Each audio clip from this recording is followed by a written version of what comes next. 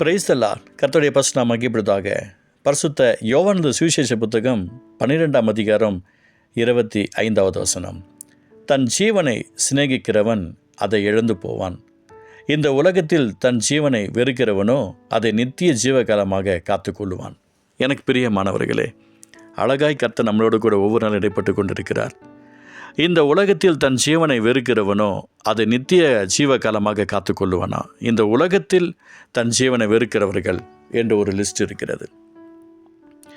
இந்த உலகத்தில் நம்முடைய வாழ்க்கையை எப்படி அமைந்து இருக்கிறோம் என்பது மூலம் நம்ம செக் பண்ணி பார்க்கணும். உலகத்தோடு ஒத்த வேஷம் தருகிற ஒரு வாழ்க்கையை அநேகர் இன்னைக்கு பின்பற்றி கொண்டு தான் இருக்கிறார்கள். மாயையான ஒரு உலகமாக இருக்கிறது. இந்த மாயையில் நம்முடைய வாழ்க்கையை வடிவமைத்து கொண்டு கர்த்தர் எனக்கு இந்த ஊழியத்தை கொடுத்தார் என்று சொல்லி நம்மளாவே ஒரு விஷயத்தை பிளான் பண்ணிக்கிட்டு இருக்கிறோம். ஆனால் இந்த உலகத்தோடு கூட ஒத்த விஷயம் தரிக்கக்கூடாது என்று தேவ சித்தமாக இருக்கிறது. ஒருவேளை பிதா நினைத்திருந்தால் அல்லது ஆண்டவர் நினைத்திருந்தால் என்ன நடந்திருக்கும்? அவர் காலத்தில் அவர் நடந்து சுற்றித்திருந்தார், நன்மை செய்கிறவர் சுற்றித்திருந்தாராம். நம்முடைய வாழ்க்கை ஏன் இப்படி வீணாக போச்சு? பறந்து பறந்து போகிறோம். ஃப்ளைட்டாக இருக்கட்டும், கப்பலாக இருக்கட்டும், ட்ரெயினாக இருக்கட்டும், ஹெலிகாப்டராக இருக்கட்டும், காருங்களாக இருக்கட்டும், பைக்காக இருக்கட்டும். ஆனால் தேவன் விரும்புகிற பாத்திரமாக இருக்கிறோமா பார்த்தா ரொம்ப கஷ்டமாக தான் இருக்கிறது. எனக்கு பிரியமானவர்களே, தன் ஜீவனை சிநேகிக்கிறவன் அதை இழந்து போவானா. லக்ஸரி லைஃப் இல்லைங்க மினிஸ்ட்ரி லைஃபு.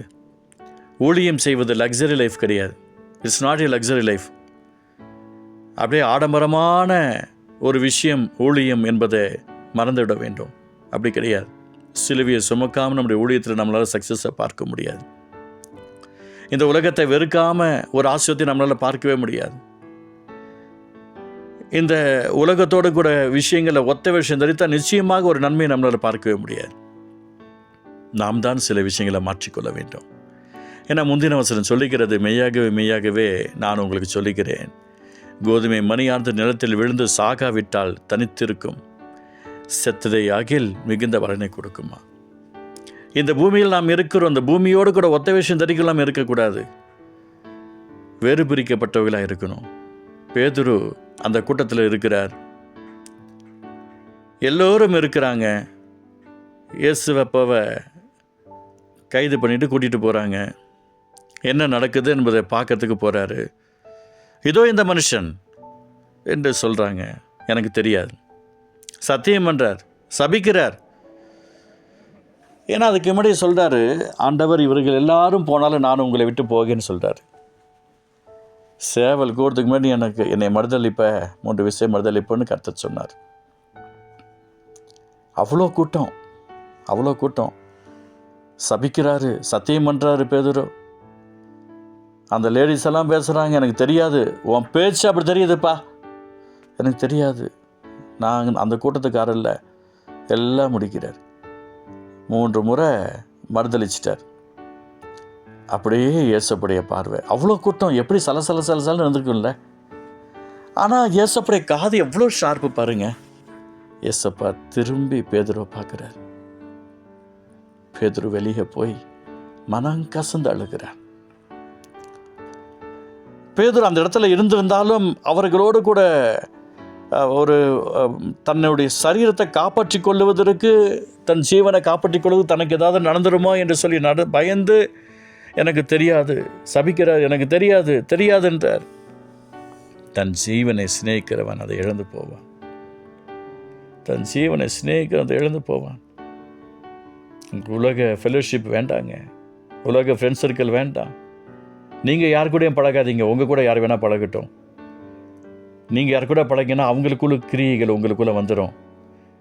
மற்றவங்க அவங்க கூட பழகிறாங்கன்னா உங்களுக்குள்ளே இருக்கிற இயேசுவுடைய கிருபை அவங்களுக்குள்ளே கடந்து செல்லும். அப்படி பாருங்கள்.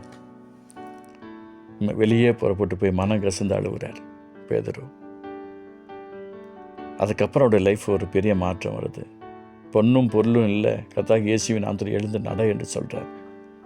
அற்புதங்களை, அதிசயங்களை, ஆசீர்வாதங்களை ஜனங்களுக்கு முன்பதாக அள்ளி வீசுகிறார் பேதுரு.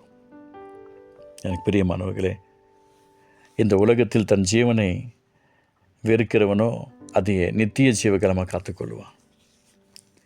எப்படி பேதுரு தன்னுடைய ஜீவனை வெறுக்காததுனால பயந்து போய் மனம் கசந்து அழுதாலும் திருப்பி மீன் பிடிக்க போகிறார், திருப்பி அங்கே போகிறாரு இங்கே போகிறாரு, அவர் பாட்டில் நிலையற்றவராய் அலைஞ்சிக்கிட்டே இருக்கிறார்.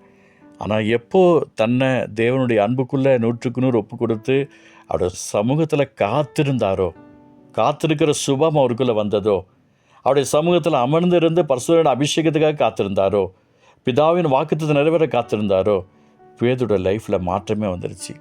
அதான் இந்த இடத்துல சொல்லப்படுகிறது, இந்த உலகத்தில் தன் ஜீவனை வெறுக்கிறவனோ அதை நித்திய ஜீவகாலமாய் காத்துக்கொள்வான். எனக்கு பிரியமானவர்களே, இந்த உலகத்தில் அவருடைய சமூகத்தில் நம்ம காத்திருந்தால் மட்டும்தான் நித்திய ஜீவகாலமாக அவருடைய நாமத்தை மகிமைப்படுத்த முடியும். இந்த உலகத்தில் தன் ஜீவனை வெறுக்கிறவனோ அதை நித்திய ஜீவகாலமாய் காத்துக்கொள்ளுவான் என்று அழகாய் நம்மை பார்த்து சொல்லுகிறார். அன்பு தகப்பனே, நாங்களும் உடைய நாமத்தை மகிமைப்படுத்த எங்களை ஒப்பு கொடுக்கிறோம். கிருபை தாங்கட்டும். நீர் எங்களை அழகாய் நடத்தும். நித்திய ஜீவகாலமாக உடைய சமூகத்தில் நாங்கள் இருக்கணும். இயேசு மல பிதாவே, ஆமீன், ஆமீன்.